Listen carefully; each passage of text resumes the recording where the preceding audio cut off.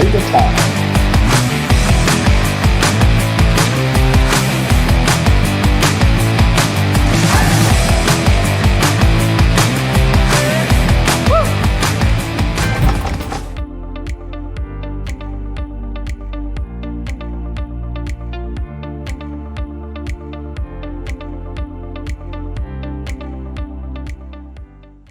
Hello and welcome to this week's episode of Chaile Time. Toby, welcome, and how are you?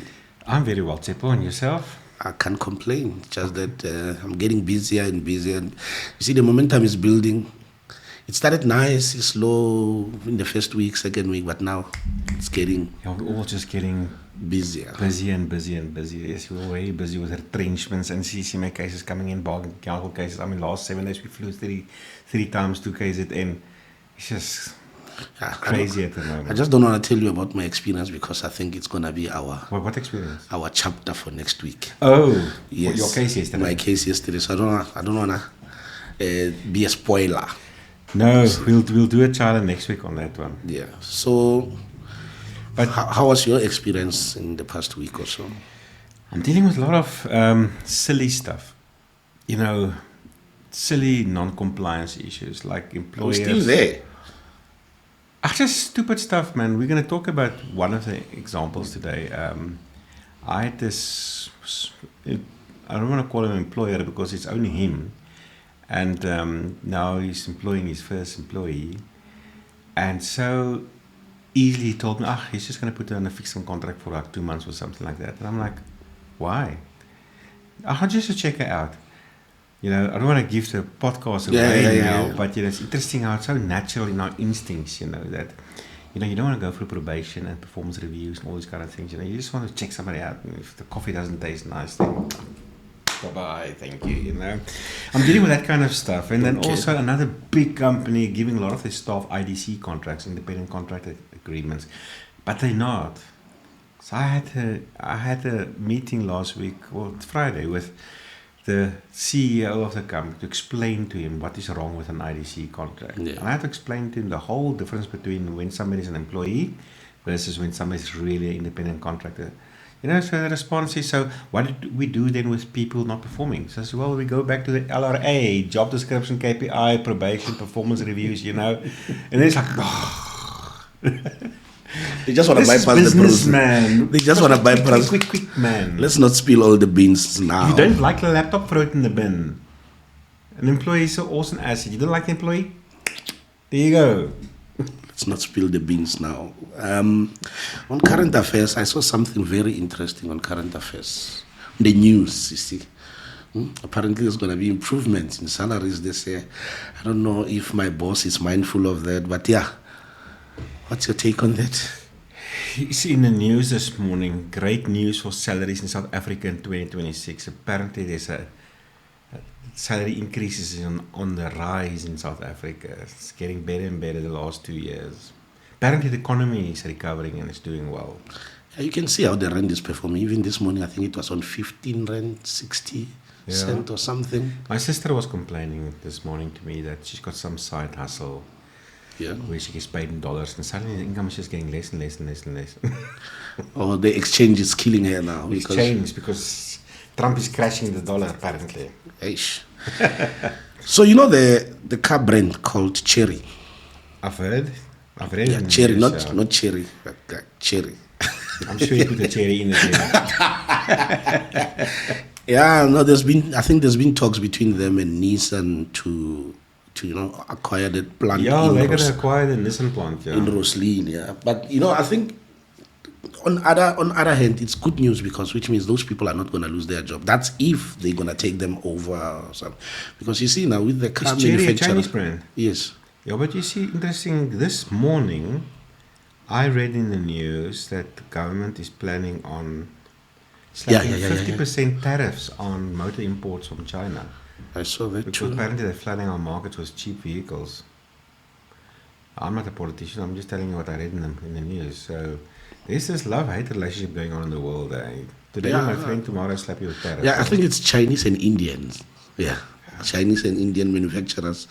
They're going to be like tariffs. I don't know where the world is going to. I mean, Trump is slapping everyone with tariffs, and now suddenly Europe and India concluded a deal that's been in so they're shaking hands for 20 years. They've been negotiating on this deal for 20 years. Now with Trump on the scene, suddenly it's quickly done. It is a massive deal. I think it's a matter of who's got my back. I scratch your back, you scratch mine. Who's got my back? And even Opa there in Canada, Mark Carney. Yeah. Clever man, that one. Yes, the world is now moving away from the USA very fast, very quickly. So I don't know what's going to happen there. And do you think those killings, I didn't want to talk about this, but... In Minnesota and so. Yes, do you think they also affect the global status of the US and A? I definitely think, and that's probably part of the reason why the dollar is weakening at the moment. At the end of the day, if a country wants to grow and have a strong currency, you need people to invest. Now, can only all of these issues, the USA are starting to be seen as a rogue state.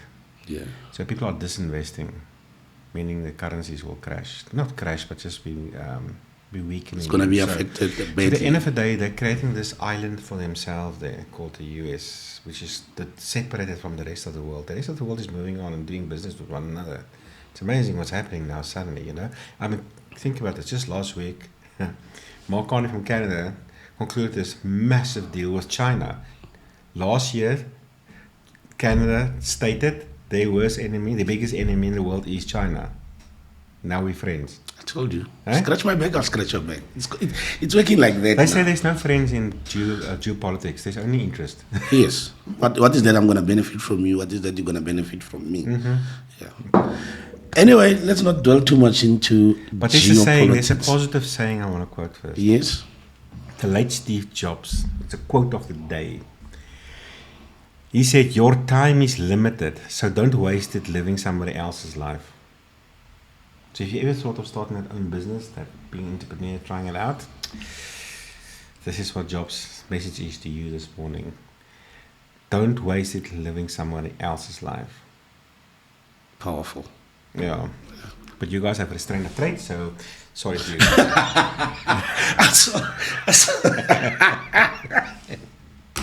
So there's no more new label coming tomorrow. Yeah?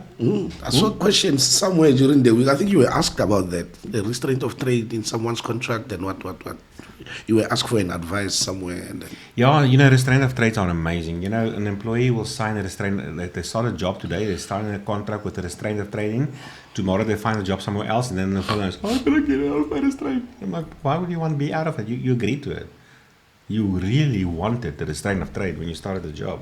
But that's a discussion for another day. Sometimes we are hungry. We just get to sign on the dotted line. No, it's Jepo. Peter Groenewald is calling it a sin in government. Corruption is a sin. We're getting to a stage now in life now where we don't have moral values anymore. You and I enter into an agreement, but tomorrow when it doesn't suit you anymore, then you get out of it, or you start defrauding or stealing or whatever. Can we focus on Chaile time? Yeah, let's focus on Chaile time, because that's not going to take a whole hour. We've lost our moral compass. We just do what we want. What is our topic today? We have a topic with 4 subtopics. Okay, interessant. So, the overall topic is wake up and smell the coffee. Wake up and smell the coffee, Tseko. What led? It's for both employees today and employers, okay? 100. So, the idea of this podcast came from the last couple of weeks. How I deal with issues where it's actually quite silly, where people's reasoning doesn't make sense to me. It's like, just how stupid can you now be, Anyway, so the 4 subtopics. The one is fake probation, the fixed term scandal. Employers still wants to use a fixed term contract, not because the underlying nature of the job is really temporary, but as an alternative to probation, because we are too lazy to do performance reviews. Anyway, second subtitle is the entitlement trap. The entitlement trap, company stuff is not free stuff. So here we're going to talk about, for some bizarre reason, this moral compass thing I just mentioned. Yeah. An employee can think that if I take something that doesn't belong to me, it's not theft really. It's just, it's my right. I'm worth it. I deserve it. I've worked hard in my life, so I can take the employer's stuff. It's anyway. So, and even management. Sometimes I look a person in the hearing. I remember when it comes to theft or even sexual harassment, I will look a guy in the hearing. When I'm a chairperson, I'm done with the hearing. I'll say, sir, you know what? You must go look yourself in the mirror and say you have a problem. You sexually harass women.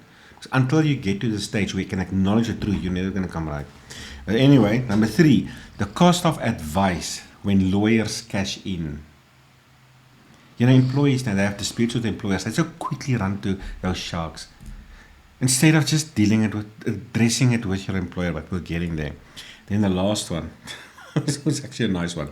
The silence is deafening when ignoring CCMA emails cost. You need to repeat that for our viewers. The silence is deafening when ignoring CCMA emails cost. The CCMA sent you that say-down notice and you choose to ignore it. We'll get to that. Okay, so the first one, sample, fake probation, the fixed term scandal. Is Effectus just here for 3 months and then after that they're going to relocate to Canada, or Effectus after 3 months will still be there? You see, that is the thing. There's really, broadly speaking, only 2 kinds of contractual relationships from an employment perspective. There's definite and indefinite. Interesting, the LRA or the BCA doesn't really talk about full-time employment, doesn't really talk about permanent employment. It talks about a fixed-term employee or a temporary employee or a indefinite employment. So we talk about indefinite and defined. Okay, so a fixed-term contract is when the nature of the job is for a defined period. The receptionist is going on or parental leave these days, not maternity leave. We must be technically correct. That she's going on parental leave, let's say for 4 months and 10 days, as an example. Her replacement is going to be on a fixed-term contract, but there's a start and there's an end. But now what employers do is, not everyone obviously, but it's just been part of my mix this last 2 weeks. This one came from a close family member. Small business, well, not really small business, but not an employer. It's only himself. And now he's employing his first employee. So I asked him, how is he going to do it? No, he's just going to put on like a fixed-term contract for 2 months just to check her out. I'm like, it's so natural. It sounds so right. Effortless. It's effortless. I'm just going to check her out. If she doesn't make it, then bye. You know the word bypass, where you don't need to follow all those steps and tickles. You just bypass, go straight. I remember back in the days, you used to drive a red Fox. Is it a Fox? Mm-hmm. Yeah. Yeah. So I drove a Golf myself. So their engines are more or less the same. Okay. So when that car sometimes it's got a problem. Old VWs, they had a problem of overheating. Sometimes the radiator will malfunction or something. So because I stay in Mamelodi, we understand VW more than anyone else in South Africa, and I can proudly say so. There's a way of bypassing your radiator. You just take a wire, put it somewhere, and then your radiator will like, then your car will cool down, and then you start your car, and then you go. So employers want to do that. When I was a student, I had a roommate. His name was Colin. He had a Beetle. Yes. But it was the old version. There was no radiator. So there's nothing to bypass. If that thing is overheating, it stops. And it's only, how students cool that engine down. You open the back and you get your chommies and you all urinate on the engine and then you go again. I'm serious. That's how you cool the old Beetle engines down. So employers want to bypass. They really want to bypass everything. It is so natural that, I think employers view an employee just as an asset. It's like property. It's just like a laptop. If you don't like the laptop, throw it in the bin. So they want to dispose employees very quickly. If you're not performing based on the subjective opinion of somebody else, you must just go. But do they know the dangers to that? Like I said now, the example is like Effectus is here today. On the 30th of March, Effectus is still going to be here. They don't know the dangers. That's why we are here, Tsepo. But to come back, I do also think not everybody is trained and equipped from a legal perspective. So when I looked at this family member, this is just a typical example where something just looks right. Because the reality of the matter is you don't know if the person's going to be up to the job or not. Can they do the job? So you just want to check the person out. But what I don't know is that there's a right way of doing it. Same, another company is giving staff an IDC contract, independent contractor agreement. Before you get to that one, you know what is the sad one? The sad one is when now the employee was given a full-time contract, a permanent contract, but he's got that 3 months probation, and then they don't do the performance reviews. But that's the thing. On the second month now, because they don't like the person, and they will call you and say, yeah, but this person is on probation and then she's not doing well. But the contract is ending on the 28th of Feb. Can we just let this person go?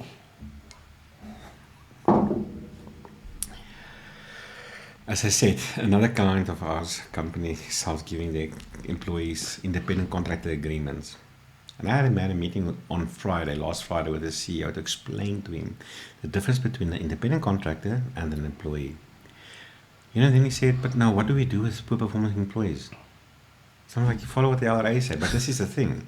You need to give somebody like a job description, KPIs, sit with the person, do a bit of a performance review, assess his performance, let's say during the probation period of 3 months, Thereafter, you can either confirm the appointment, dismiss him for the procedure, or maybe extend it, But the Code of Good Practice is giving us a clue here. It says, requirement to serve on probation. An employer may require a newly hired employee to serve a probation or a period of probation before the employee's appointment is confirmed. The purpose of probation is to give the employer an opportunity to evaluate. Not thumbsuck, to evaluate the employee's performance and suitability for employment before confirming the appointment. Probation should not be used for purposes not contemplated by this code to deprive employees of the status of permanent employment. So there's this permanent job. You're giving the person, but now you're giving them a fixed-term contract. Now you're depriving the person of the permanent job. Because a fixed-term contract is used when the underlying nature of the job is really fixed in term. Yeah. A position is not fixed term because you say so. It's fixed. It's temporary because it really is. Come to that. So when you're at your home and you need somebody from the street just to come help you with a job or something, maybe for the weekend to clean out whatever. Yeah. Technically, you're supposed to give a fixed term contract for 2 days. Because that's the project for 2 days. That's the project for 2 days. It's project-based. It's project-based, you see. Anyway, there's a CCMA Arbitration Award. Venter versus Vereniging Abattoir, Pty Ltd versus Midland Group. CCMA, the commissioner found that the employer had disguised the employee's probation period as a fixed-term contract, which was in contravention of the Labour Relations Act 66 of 1995. The Commissioner found further that the employer was not entitled to use a fixed-term contract to evade the provisions of the LRA, as that would undermine the purpose of the Act. In the case, the Commissioner held that the whole purpose of the legislation would be undermined if employers were allowed to evade the provisions of the Act relating to probation by contracting out of the Act. You see, so there you have it. When you have a position that's really temporary in nature, you are more than welcome to give a fixed contract. But checking somebody out in probation is not that. But anyway, we are here to educate and give people shed light on the people. Bite the bullet and do the work. Sit, do the reviews, and take it from there. And speak to HR managers. Yeah. Speak to HR managers, because HR managers are one of their core duties is to ensure that people who got contracted and contract is interpreted in a correct manner. Yeah. Second one, the entitlement trap. Company stuff is not free stuff. So, I did a hearing in December at a big, massive retail company, and the employee in the hearing was a manager. So, there was a basket, a potjie of hand cream that was damaged. So she took it for herself, and took it home. She put it in a handbag. Took it home every day for. Now we didn't know she took it home for 7 days. Yes. It is just that one day the security searched and found this, and she didn't have authorization to leave with it. And then she confessed. Now she was charged for dishonesty, misappropriation of company property, and then in the hearing I was a chairperson. There she said, "Oh, but I've been taking it home for 7 days already." I'm like, well, that doesn't help your case. I didn't say that. I'm like, well, that makes it worse. So she bypassed security for a whole week already. And I ended up dismissing. But she was so shocked that she was dismissed on this. Now, the problem is her husband is also working there. So it's like, this whole thing. But anyway, she filed an appeal. So we got another external from another company to chair the appeal. And when I got the appeal report out, there in the findings, it states that this manager now said the reason why she took it is to protect it from being abused by other people. And I'm like, You know what is that? What is that? Explain that to me. You want to protect this from the chairport, so now I'm taking it. Power. Power is very dangerous. People sometimes they get drunk in power because the subordinate cannot take it. But because I'm the superior, I can take it. But two wrongs doesn't make any right. But because I'm occupying a certain position and I've got power, then it's right for me to do that. So that's true. I remember in my corporate days, when I trained supervisors and they now become managers, they've always performed so well while they had somebody checking over their shoulder. Once they become a manager and you don't really have so many people checking up on you, they start doing what they want, start taking company products, borrowing money from the float and month and put it back, if at all. Start taking. It's true what you say, is that power is making you relaxing. Yeah. But now the thing is this, and this is now for people now. If this cup or this mug does not belong to you, you don't take it. You don't buy it, you see. You don't have permission. So even if you are a manager, it's not yours. I remember a couple of years ago, this was in the COVID years, we had lockdown and so. In those days, if you were an exempted employer, you could get an exemption certificate. Yeah. So in this one company, they were exempted. So there was polygraphs done on liquor theft. And it so came out that she failed her polygraph. And then they asked her, why did you fail your polygraph? I mean, you don't even really work with the liquor. No, she thinks it's because a couple of weeks ago she took a plastic sleeve and then she put her exemption permit inside the sleeve to put it in the cabin of the car. So if the cops stop you, then you have it there, you see. Look, the company was so angry that she took a sleeve without permission. But okay, she was the clerk dealing with sleeves and stationery and all these things. So the argument always is, if you steal one thing, what else are you stealing? You see, and not disclosing. Anyway, I remember the plastic bag. they also, put her in the hearing for for a 50-cent sleeve. We dismissed that, Zeppel. The company argued trust was tarnished. She did go to the CCMA and she lost the case at the CCMA because theft is theft. If it's not yours, Sparkles, then don't take it's not yours. You go to your boss and ask, sir, can I please have this? Oof. Okay. Next one. This one is 2. So company stuff is not free it's stuff. not there. The third one, the cost of advice when lawyers cash in. So, okay. Over the November-December period, I was involved in a business, in the construction business, and we had a training staff because the construction industry is a bit quiet at the moment. So this one guy, his severance pay is 8,000 rand. It's not so much. Now the company pays salaries on the 5th of each month. So the company would pay him on the normal payday. But he got so angry and upset that he wanted it immediately, just to go. So the company said to him, look, we're going to pay it on normal payday. So he went to a lawyer, paid him 50,000 rand. Now, eventually, I got involved. So he came for his UIF forms or whatever. So I had a meeting with him. I had a bit of a talk with him. I said, explain to me what's the situation. Now he wants his money immediately, whatever the case may be. So I asked him, so what is your dispute with us? No, he only wants his money. He doesn't have a problem with the retrenchments whatsoever. It's just the money. So I said, okay, but now what this guy, I see a labor court slip. Now we were not served with papers. All I had was a labor court slip with a labor court case number. So I'm like, okay, if the company owes you money and that's your dispute, you could have filed a very easy Section 73A dispute. But this is labor court. And then I asked him, so you know you're going to the labor court? Yeah. So I asked him, did you pay this guy anything? He said, yeah, he paid the lawyer 50,000 rand already, 50. So I told him, you're bloody stupid. Because this guy now obviously is filing a dispute in terms of the retrenchments and the money. You see, this is the thing with the lawyer. They're going to throw a mountain of cases to the South African courts. Your case is only a small thing, your dispute. And the fact is, you and I, we don't even have a dispute.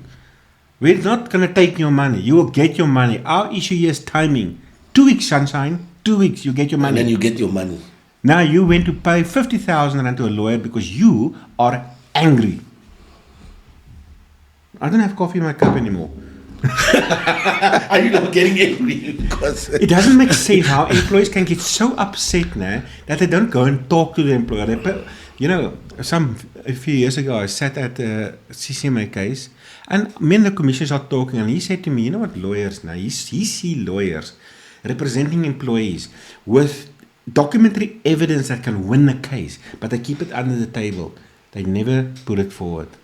Why? So that the employee can lose the case so they can take it on review at the labor court to get more money from them. Yeah, people glamorize this thing of, I have a lawyer. They glamorize it so much to an extent. But I've seen lawyers who walk in there and then advise the person to just withdraw the case or take a neutral reference. Yeah. And I've dealt with lawyers but some of them, they will walk in, try to intimidate you, how they walk, how they put their files on and you know that there's no file, there's nothing in that file because you have all the files for the case and everything. And then after you talk, then 12 months compensation. Then I'm like, sunshine. No, this is not true of all lawyers, obviously, but you get those. I'm busy with a case, so we had our first sit down, when was this? I think middle December. This employee filed a constructive dismissal, and he doesn't have a case. Anyway, so you're walking with this fancy lawyer. And that guy was very charming, extrovert, So I thought, obviously a guy like that is now influencing his client, and his client is thinking, I've got a fancy lawyer. So I just thought to myself, I'm going to cool him down a bit, So I looked at, and he started making claims, Obviously, when it comes to dispute, both parties have their arguments, have their claims, and it's debatable. It's always debatable, okay? So I just simply told him, listen, man, look me in the eye. You're lying. Ooh, you don't tell a lawyer he's lying. I'm at the bar, and I can be excommunicated if I lie. So I said, well, you are lying right now. Oh, you saying I'm a liar? Read my lips. You're a liar. Yeah, like he got so upset, man. He's all fuming.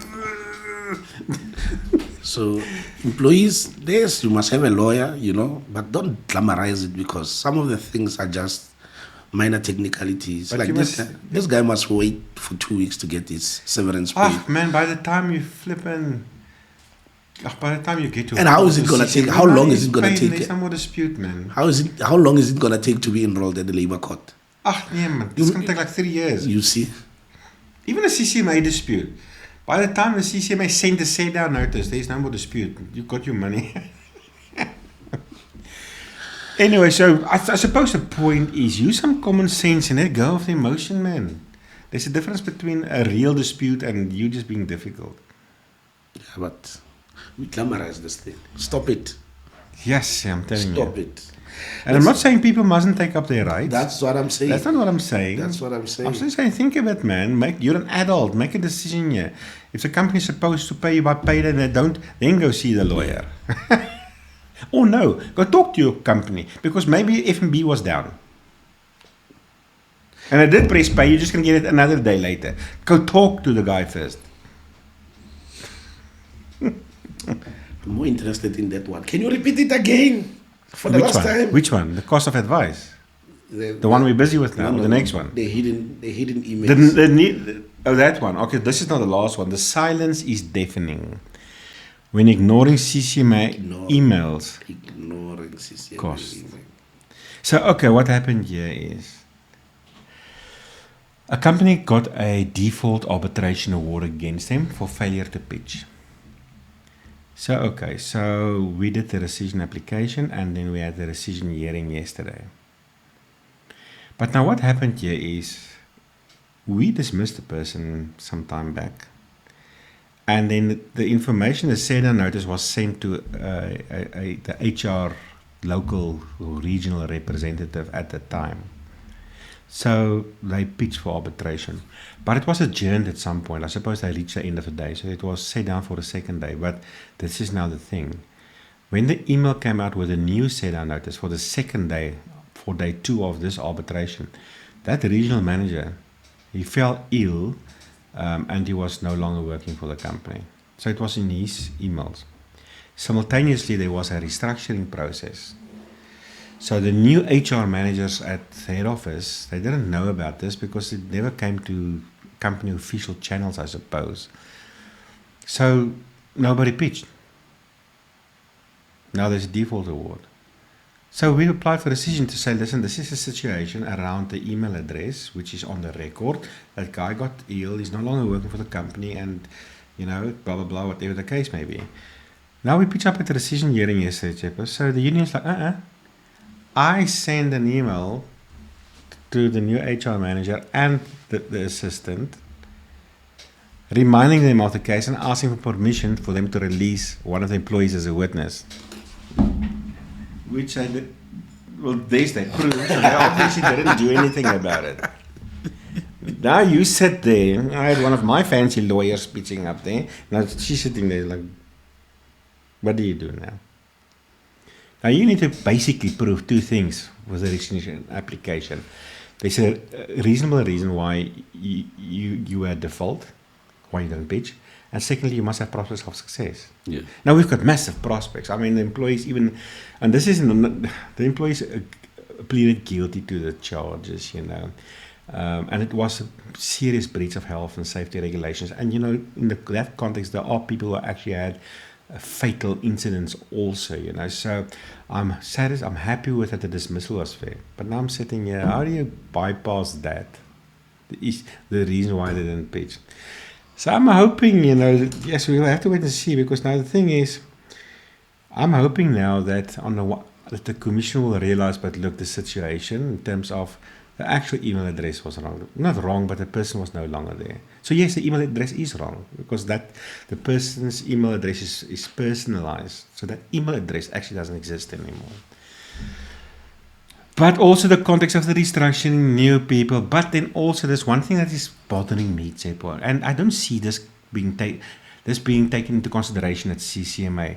The fact that those employees lied on the oath, man. Suddenly there was no hearing. Huh? On the oath, you say there was no hearing. They had no opportunity to make representations. Here you come now in the decision with the hearing reports and all the annexures. They even pleaded guilty. So I'm like, okay, maybe now you have on one hand, okay, maybe a bit of negligence from the company side versus a criminal offense from the employee side. It's a dog-eat-dog world. So Eh? this is a similar situation with, I think, you also dealt with it, and I think the rescission was also now not successful with one of our retail clients, where the HR manager, and there was a default award. And then That was even funnier. I think around December somewhere there was also now sheriffs trying to go there and try to attach assets. It went that far. Another situation of, look, they ignored the set-down notice. Well, in their mind, no, so when we applied for rescission, they are saying they didn't get it at all. As a matter of fact, when they went to investigate, they say they found it in their spam address. So, okay, that's the basis we applied for the rescission. The commissioner in his ruling said, sorry, I've got a read receipt. So we actually applied to access that documentation, and he sent it to us. I'm like, oh. What does I know there? You read it and then you lied. To cover your own tracks, I suppose. But Seppo, this is one thing I just want to educate. That can actually help with this issue of employees using valid email addresses. But you know, those inboxes aren't monitored like the HR inboxes are. Yeah. Like for instance, you're part of this massive company, so they use the email address of the CEO as an example. The CEOs most of the time overseas, they don't read the emails. They've got like 3,000 unread messages in their inbox. Technically, it's a correct email address, but reasonably, the chances of him seeing that is like zero. Zero, yeah. So, and we do get a lot of those. There's something in the CCMA rules, Rule 5 and Rule 6, which is quite cool. Rule 5, subsection C says, and this is how you serve notice, no? This is one of the ways. This specific provision deals with when you serve notice by email as one of the options. The other options you can deliver by hand or registered post or whatever the case may be. But they can say you can also serve notice by email, faxing, or telexing a copy of the document to the person's email, fax, or telex number, respectively. And now, or an email address, fax, or telex number chosen by that person to receive service. So what I'm saying is, and I've started seeing this, there's this one person I know, he's an HR manager. So in the contract of employment, they say there, if you have any dispute, this is the email address you use. So now when they send it to the wrong email address, and he says he's successful in rescission applications if they didn't use that email address because of this rule. Restraint of trade. Because you don't read, you just sign. But then there's another thing here. Section 6, how to prove that a document was served in terms of the rules.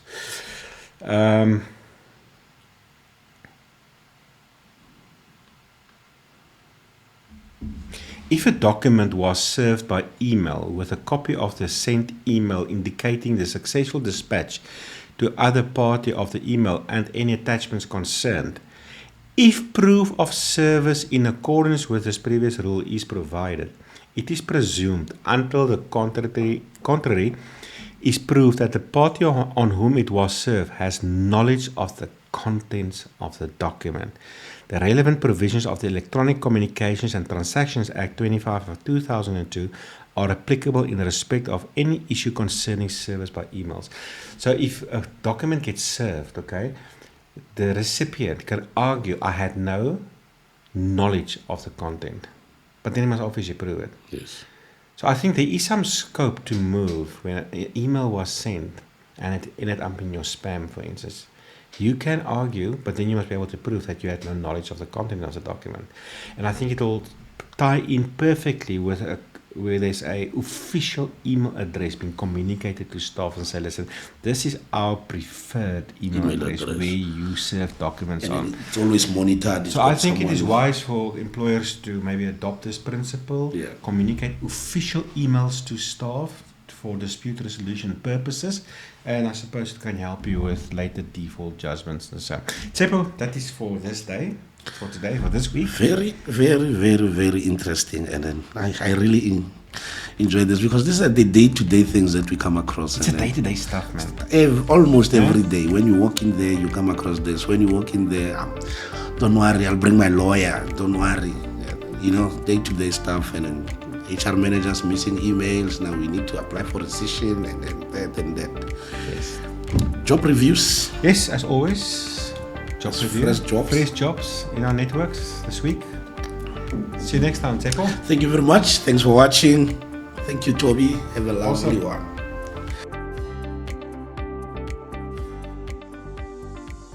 Good morning, everyone. Let's have a look at some of the vacancies posted nationwide on our Harmony People's Network this week. First up, Basadi has 2 available positions for a welding QC supervisor and a senior front-end developer. O2 Motor Group, representing Mahindra East Rand Mall, Mahindra Edenvale, and Cherry Edenvale, requires a HR generalist to join their team in Edenvale. PSTM is looking for a detail-oriented auditor with strong technical ability and a professional approach to client work. And last but not least, Anuka is advertising for a people support generalist. For the full information of the mentioned positions, how to apply, as well as more available positions, find the vacancy link in the description. You will also find a link to a useful video on how to compose a winning CV and have a successful interview. Tune in again next week for more Harmony vacancies.